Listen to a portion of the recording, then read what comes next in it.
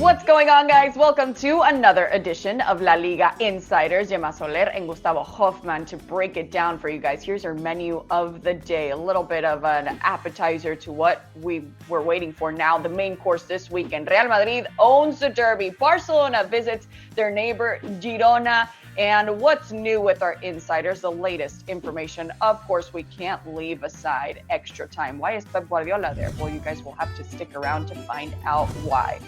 We unfortunately have to start with a couple of heavy and difficult topics, of course, today on La Liga Insiders.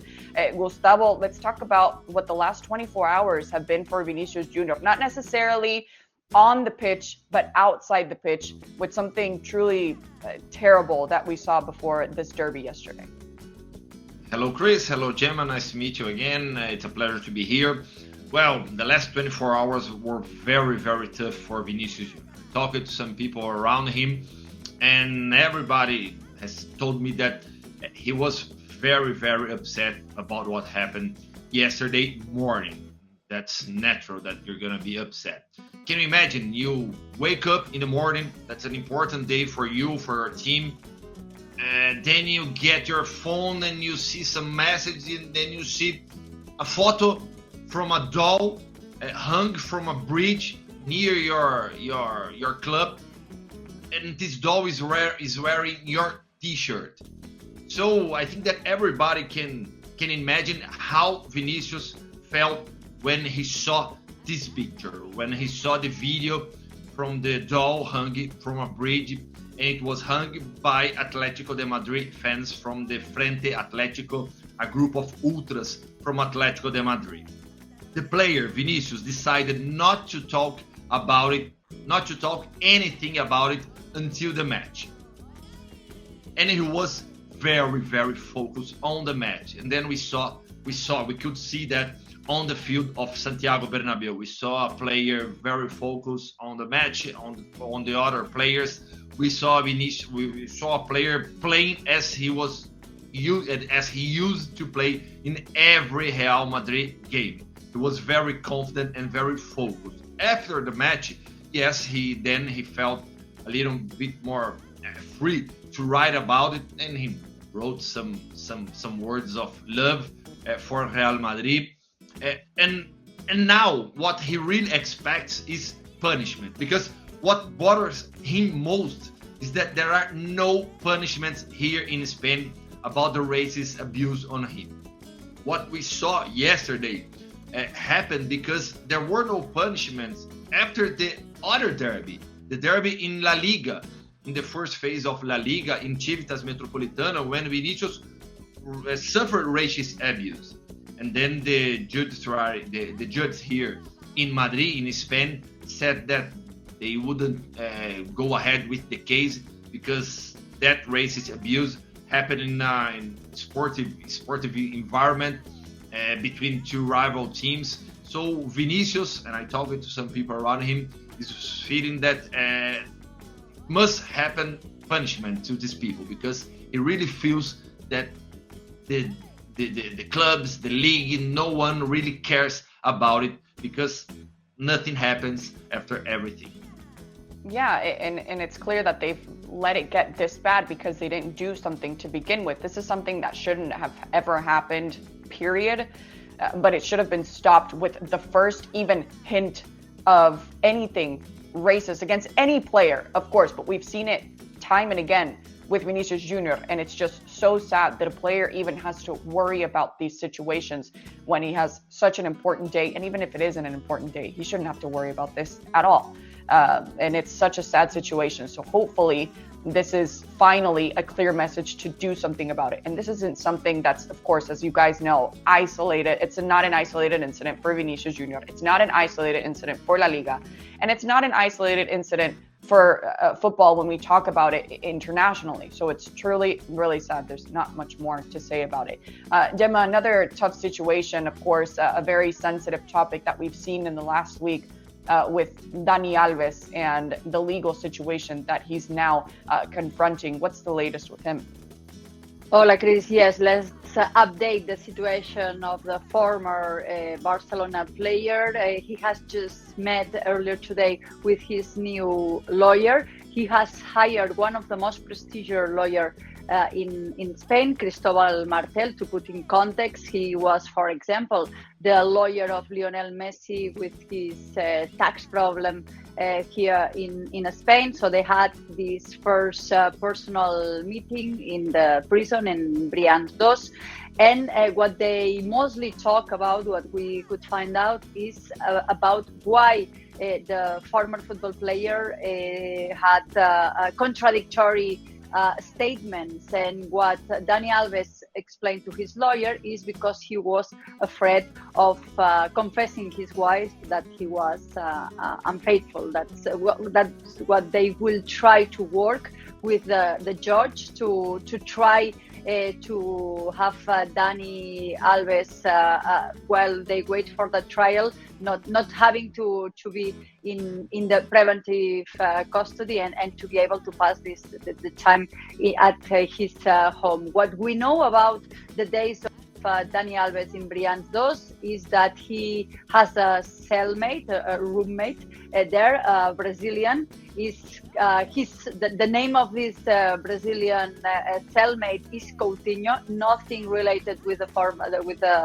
former Barcelona player, and this Coutinho is helping Dani Alves to start his path in prison, because it has to be something really tough to be there, and so he's having the support of this cellmate, and we are learning new details about that awful allegedly action that he did in the club in Barcelona the day before the New Year's Eve, and is the newspaper La Vanguardia that gives more details. And this is that after allegedly committing that rape, Dani Alves ordered a drink. He drank that drink, and then he walked out to the club, and he just passed by the victim that she was crying. She was being comforted by the friends and the doorman, and Dani Alves went through that. According to some testimonies, he could have possibly seen the victim but didn't say anything and left. So let the justice work in this ugly case, as you were mentioning, Cristina. Some people ask me in the UK, like, can this happen like with Benjamin Mendy, that he has been so far released for the accusations that he had? I think it's going to be a little bit different here in Spain, because when our cases related to rapes or this kind of violent conduct, there is not a popular jury, but it will be a judge who will be deciding. So this can be different. And at this time, he has been doing so many contradictory statements that I think it's very difficult that we could be seeing something like Benjamin Mendy case in Dani Alves one. Gemma, thank you so much for explaining exactly what's going on, and that context too is so important about why their situations can be different because they're being tried in different countries. We're going to leave those situations aside. This is news that we unfortunately do have to report and update you guys on. But let's stick to some more insider information, a little bit lighter now. Some not so terrible news for Rodrigo. Gustavo, I know some Madrid fans are worried, but what do you have on him? And about Dani Alves, I just like to say that all the support for the victim. This is the most important thing now. All the support for the victim. This is the most important thing now. And to believe the victim. And that just must be made. Yes. Well, about Rodrigo. He suffered a knock in his ankle yesterday during the match against Atletico de Madrid. Rodrigo was a sub. He went to the field, scored a brilliant goal. He helped a lot Real Madrid to beat Atletico de Madrid 3-1. But in the overtime, in the extra time, he suffered a knock in his ankle and he had to leave. There were some worries about his condition, but I talked to a person really close to Rodrigo a few hours ago, and he told me that he's fine, that there is no problem, no serious problem with Rodrigo. So this Sunday, Real Madrid plays with Real Sociedad, very tough match for Madrid, and Rodrigo will probably be available for Carlo Ancelotti. Okay, that's very good news for Rodrigo. Just a little knock. He's going to get over for this weekend. Gemma, back to some Barça information, because we know the situation in the summer was the inability maybe to register some of their players. Is that something that they're dealing with still? Yes, this is like a never-ending story, because as we were mentioning in summer that the criteria of Barcelona and La Liga about registering is different, is happening again, because Barcelona thought that with the selling of Memphis and the retirement of Gerard Piqué, they will be able to register both Gavi and Araujo, their new contract. Gavi was under 18, now he has a professional contract, and Araujo has a better contract. So once again, the criteria is different and they cannot do it yet. So they are working in balancing the books before June, because if they can't do it, they have the risk that these two players, very successful players, very important now for Xavi, they could leave the team for free. Once they have done that, they have a lot of homework. We can give good news to the Barcelona supporters, because two of the homework is already done. Marcos Alonso will be Barcelona player for one more season. This is a fresh new renewal that has just happened. And Ángel Alarcón, the young forward, has also agreed a new contract, a renewal with a better condition, so he will still be Barcelona. With this done, they will start working next weeks with Sergio Busquets and Sergi Roberto. Both have the same agent, Josep Maria Orovic, so they will be talking. What Barcelona would like to do with the captain, with Busquets, is him rethinking that, taking 1 year later, the fact that he wants to play in the US at some point. So they will offer him one more season contract, but of course he needs to pay his salary, to cut his salary, because this is too much to balance that poor books of Barcelona. And same situation is with Sergio Roberto, who had already agreed a pay cut. They will offer him one more season, but if they are just start talking with their agent. I know it's cold outside, but are we in summer again with everything that you're telling us about Barcelona at this moment? Like you said, Gemma, perfectly said, the never-ending story, registering, salary cuts, etc. But at least some contract extensions, so that's good news for them. Gustavo, back to you with someone who could be returning to Real Madrid. What's going on with Fran Garcia? Fran Garcia will return to Real Madrid, at least maybe to be sold after that. Information published first by our friend Rodrigo Faes. Real Madrid will pay 5 million euros, a contract clause for Rayo Vallecano because for Fran Garcia to return for Santiago Bernabéu. But the player will remain at Rayo Vallecano till the end of the season. Fran Garcia had promised already to Andoni Iraola, Rayo coach, that he would play for Rayo till the end of the season. And also because Vallecas is an incredible place. I really enjoy to be there. So that's very, very cool to play for Rayo Vallecano and to play in Vallecas. So Fran Garcia remains with Rayo Vallecano till the end of the season. Then he will come back to Real Madrid, but not necessarily he will play again for Real Madrid. Bayer Leverkusen wants Garcia. So Real Madrid now pays 5 million euros. Fran Garcia returns to Valdebebas at the end of the season, but he can be sold after that, probably to Bayer Leverkusen, which is the club now that most want Fran Garcia. Very good left back, one of the best in La Liga nowadays. Yeah, in a great little business deal then that Real Madrid can do with his return. Doesn't necessarily mean, as Gustavo just told us, that he's going to get minutes, but that he's, going to help them out a little bit with some cash, of course. Back to Barcelona and you, Gemma, because how the tables have turned. What's going on with Ousmane Dembélé? Yeah, let me explain you some lighter and better news for Barcelona in the name of Ousmane Dembélé, because it's all upside down. 1 year ago, he was sitting on the stands. The club were kicking him out before the end of the winter transfer market, but Xavi arrived and he said, this player is quite good. I don't care the club say is in this situation. I'm going to try to win more games and I'm going to put him back in the field. And he had responded so well. His numbers are great, 8 goals, 7 assists so far. The other day against Real Sociedad, probably Barcelona managed to win because of his stunning performance. Even the coach of the Real Sociedad, Imanol Alguacil, said that when these kind of players like Dembélé have the match, they are absolutely unstoppable, and it's what Dembélé is doing right now. So why this change? The fact that Xavi and his staff have given him so much confidence. Not only this, but they have worked a lot. I think the last insiders I was explaining you that with Gavi, they have done a special video working sessions, a lot of homework for Gavi. Well, they did the same with Dembélé. For example, in trying to make him learn to take better decisions. Like if you are going to try to attack and you have 4 defenders, don't go there. Try to do that. And something that it might be easier in cold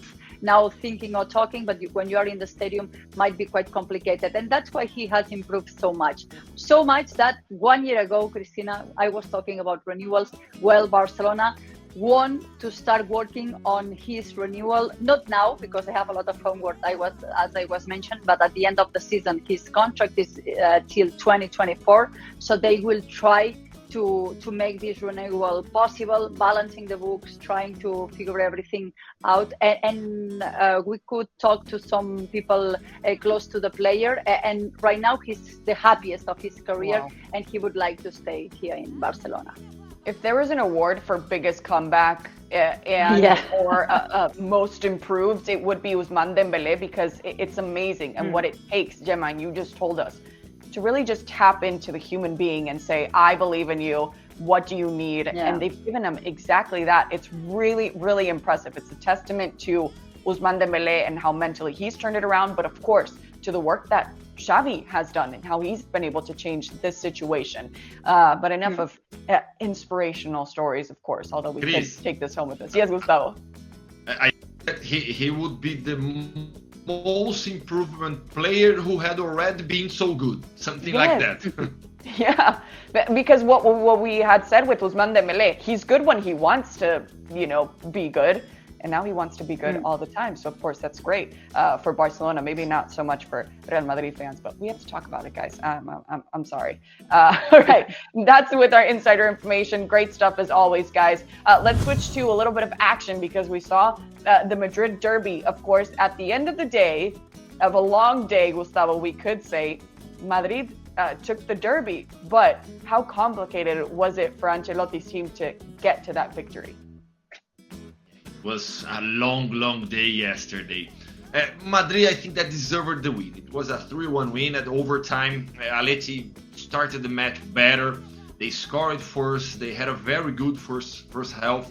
They could have scored 2 goals, but they didn't. And then, as it always happened to Aleti, they decided to move back, to defend more than attack. Then after the halftime, Madrid came back to the match much better than in the first half, really much better. Carlo Ancelotti also in the press conference after the match, he talked about it, because he said that not even him knows how the team changed so much from one part to the other of the match. But that happened. Madrid was really better in the second half. That's true that the referee was there are so many complaints about the referee, that Ceballos could have received as a second yellow card, then he would be out of the game. But when Rodrigo scores, for me in the stadium, it was so clear, and it was a brilliant goal by Rodrigo. We started the match at the bench. It was so clear for me after Rodrigo's goal that Madrid would win that match. Because of the environment, because of the way Atletico de Madrid was defending, the subs that Diego Simeone made during the second half. And then we went to overtime. Savic received a second yellow card, another red card for the Serbian player. And then we had 2 more goals with Benzema and the last goal by Vinicius, And I think that was the perfect ending for a tough day for Vinicius, because he had, as we told, some very, very tough moments for the match. He received so many support from the fans, from his fellowships from the other players. Sorry, and at the end when he scores, we could see the smile in his face, and then when he dances, you know that Vinicius is there. So I know that there are many complaints from Atletico de Madrid about the referee, but I think that Real Madrid deserved the win, was the best team yesterday in Santiago Bernabeu. Yeah, absolutely. Although, again, yeah, it was a great day at the end for Vinicius when we're talking about this result on the pitch. But the reality, of course, Gemma, is that it was a tough match as well. So what does Real Madrid and Carlo Ancelotti, what do they need to do to make this team active and not reactive like we saw them against Atleti? Well, they are not bad at all doing the reactive job. I mean, they won the double last season being like that. But yeah, I think something needs to change, Cristina, because since we have been back from the World Cup, we're seeing another kind of Real Madrid. It's true that they are able to play the games like yesterday. We have seen this movie so many times. They did it once again. Also Atletico did it once again. They shoot themselves in their own feet with being more defensive, with Savage seeing that red card, and well, everything Atletico does at some point, especially when they play Real Madrid. But answering your question, Chris, I think Carlo Ancelotti has a problem there in the midfield. He managed to do some changes, adjust as a reaction yesterday, but they have such a tough rival ahead of them as Real Sociedad. He needs to refresh that midfield, because we have seen that maybe the two old rock stars, Toni Kroos and Modric, they are still great, but maybe they won't be able to play all the games all together. So he needs to keep changing that. And about Rodrigo, I think he's such a great player. I mean, for me, I don't know for Gustavo, but for my favorite is Rodrigo before Vinicius, even though Vinicius is always starting. But Rodrigo is so good as a refreshment. I think it's being punished a little bit because of that, but it gives Real Madrid so much energy. And the way he scored yesterday, how all the Santiago Bernabeu went crazy. Tchouaméni, actually, he was in the stands and went absolutely crazy as they did it once again. Yet another turn came back. And I think Ancelotti will have a lot of work this season compared to the previous one, because let's remember last season we could almost see always the same starting 11, just a little few adjustments. Physicality this season is not the same. Mentality, I think, is not the same. So I think they have to work in both areas. Yeah, absolutely. Considering what's coming this weekend in La Liga against a very tough rival, not only on the pitch, but what we're seeing from the table. Before we get to that, let's listen to Carlo Ancelotti. Me he enfadado mucho contra Villarreal. Hoy no. Hoy yo creo que el equipo no ha jugado bien, pero siempre confío que tenemos los recursos para mejorar. Hemos cambiado un poco la posición de Luka, poniéndolo un poco más enfrente. En la segunda parte no ha sido más que un cambio de estrategia, un cambio mental. Yeah, a strategy change and, of course, a mental change. What Carlo Ancelotti knows how to do clearly with this Real Madrid and react just in the nick of time to be able to get that victory like we saw. And that's why they're in the Copa del Rey semifinals. But I mentioned what's coming up now this weekend. Gustavo, what can Carlo Ancelotti take from what he needed to see from his players, which was at the end of this match, and take it from the first minute against Real Sociedad this weekend? Carlo Ancelotti must find solutions inside his team, because he won't have new signings, he won't have new players. So, for example, in the last two matches against Villarreal, against Athletic and Bilbao, who were the solutions for Real Madrid? Marco Asensio and Dani Ceballos. Yesterday, he decided to bench Ceballos and Asensio, started with Kroos and Modric, and who was again the solution for Real Madrid? Ceballos, and this time Rodrigo. So I think that Carlo Ancelotti will probably start Rodrigo for Real Sociedad, for example. Ceballos also. We still don't know if Tchouaméni will play this Sunday. We still don't know his condition, his physical condition for the match against Real Sociedad. Carlo Ancelotti has so many problems in the defense. Yesterday, he didn't have Lucas Vázquez and also Dani Carvajal. He lost Ferland Mendy as a left back. David Alaba has again suffered a physical problem in the training today. So he has so many problems in the defense. He has some solutions in the midfield and in the offense, but he has now to find solutions inside his team. And against Sociedad, he knows that's going to be a very, very tough match. Real Sociedad, of Manol Alguacil, is a very technical team, a very tactical team, has so many quality, individual quality with Takefusa, with Mikel Oyarzabal. Even Sorlot's playing so well, scoring so many goals. They know how to defend, they know how to attack. Real Madrid is a team that knows to adapt at each match. If they have to defend, they will know how to defend. If they have to be a very offensive team, they know how to do it. But in the last match, before the sequence of 3 wins, they were suffering a lot. I think that the confidence nowadays is high at Santiago Bernabeu, so they're going to be very, very confident for the match against Real Sociedad, but also with many problems for the lineup.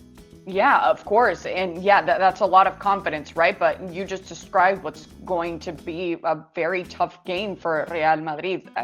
Gemma, do you also see what could maybe be 3 points for Real Sociedad and Madrid threatening that second place on the table?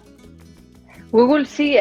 We need to see if Imanol Alguacil is able to recover one of the injured players, because he has right now 7 players injured. I think that we have to give a lot of credit to this team that they are sitting third in La Liga, and they managed with 1 man down to play one-on-one against Barcelona in Copa del Rey. Let's see if that game match has affected their physicality, but as Gustavo was mentioning, they are playing one of the best footballs in Spain, in La Liga. They are so tactical, they have so much order, and there's so much talented players there. Let's remember that just before the end of the transfer market, they lost their top striker, Alexander Isak. No one remembers that because they have Alexander Sorloth, and they are doing it so great. So it's gonna be a really difficult game for Real Madrid. And as for Real Sociedad, let's see if they can physically recover themselves from the big battle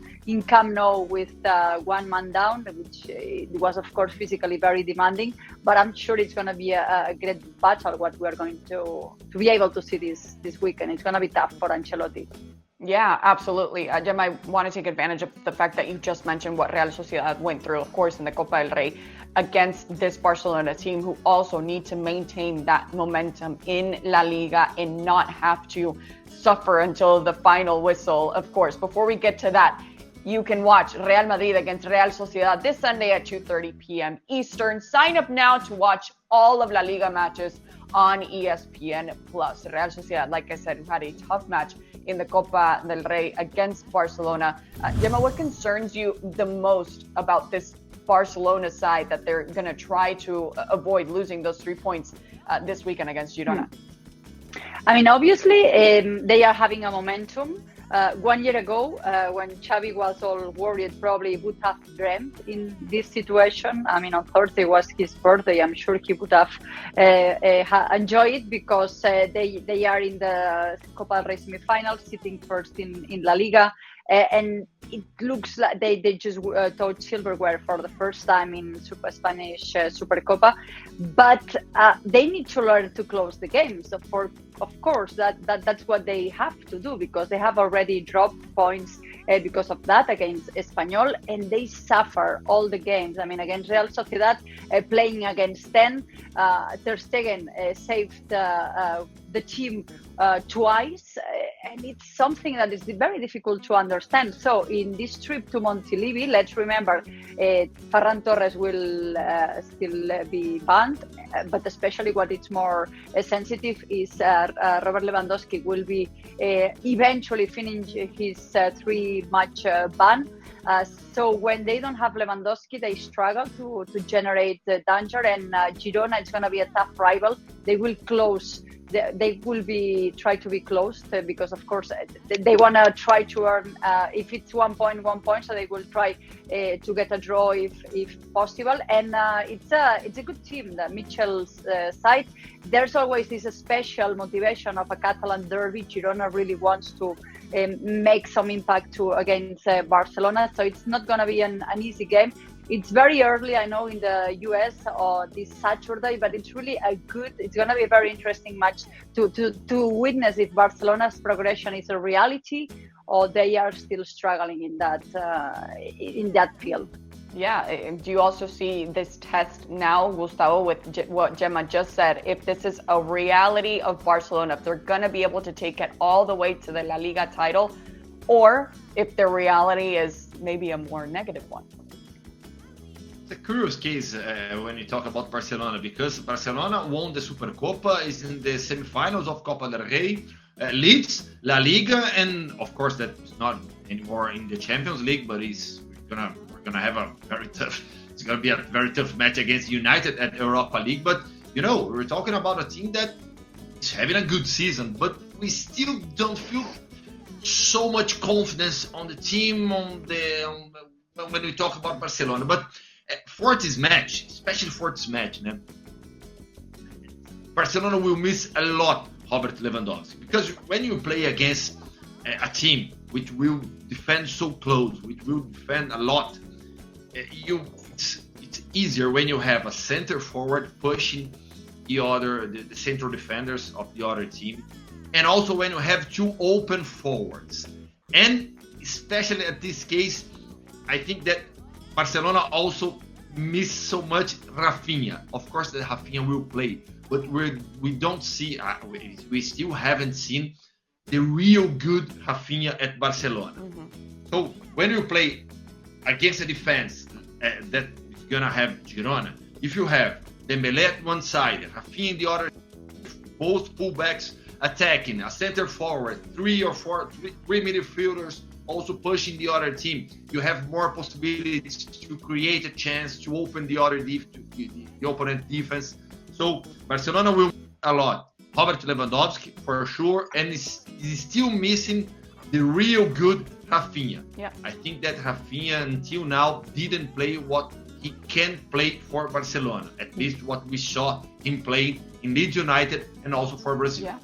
So it will be a battle of will they or won't they without Robert Lewandowski. Thinking of the match this weekend, this Barcelona game, of course, visiting Girona. You can watch on ESPN Plus all of the best coverage, of course, of La Liga. You can watch all of these matches. This one in particular, Saturday, 10:15 a.m. Eastern. Sign up now so you don't miss a minute of the action. We're not done yet, guys. We have to get to some extra time. And a man that will forever be associated with Barcelona. I am, of course, talking about Pep Guardiola. Let's take a listen to what he said. It's like me. I'm training here, wherever, assistant coach, and Barcelona called me. I will go to Barcelona. It's my club. All right, don't get excited, Barcelona fans. I don't think he's coming back. But Gemma, what's your reaction to what Pep just said? I mean, when I read the headlines, was like, what? If Barcelona needs him, he will come back, because Barcelona has needed him a lot and will probably be needing him at some point. But then I listened to his words, the real words, and he's talking about Arteta, that he absolutely understands the fact that he was an assistant. His heart is Gunner. So the Gunners ask him and he leaves. So something like that if Guardiola was an assistant coach, he is not. He's one of the best coaches in the world. He would definitely go to Barcelona because it's the club of his heart. So I think it was a good, if you cut it, it was good for clickbait, definitely for all newspapers and all social media. But sorry, Blaugranas, this is not what he actually meant. I love that. So great for clickbait. Yeah, of course, if you take it out of context, the Barcelona fan practically, faints at the possibility. All they have to do is call Pep Guardiola. Call him now to get him back. At least that's the reaction of a lot of fans. Maybe not for Xavi in particular. Gustavo, what do you think? You know that in Brazil, the Brazilian national team would love to have Guardiola. Nowadays, it is impossible to have him. I think that someday in the future he will come back to Barcelona, but it is not a near future. But I think that someday in the future we're gonna see Pep Guardiola again with Barça. Yeah, in some way or another, if he's the coach or not, he's coming back, guys. It's his home, like you said. It will always be his home, especially after what he did. That's it for us on La Liga Insiders. Always so fun, as always. Gemma and Gustavo, thank you so much. A reminder to our viewers that you can follow these guys on their social media for the latest and greatest information. A little rhyme there for you guys. And of course, a reminder that you can watch all of La Liga matches this season on ESPN+. Gemma, Gus, thanks.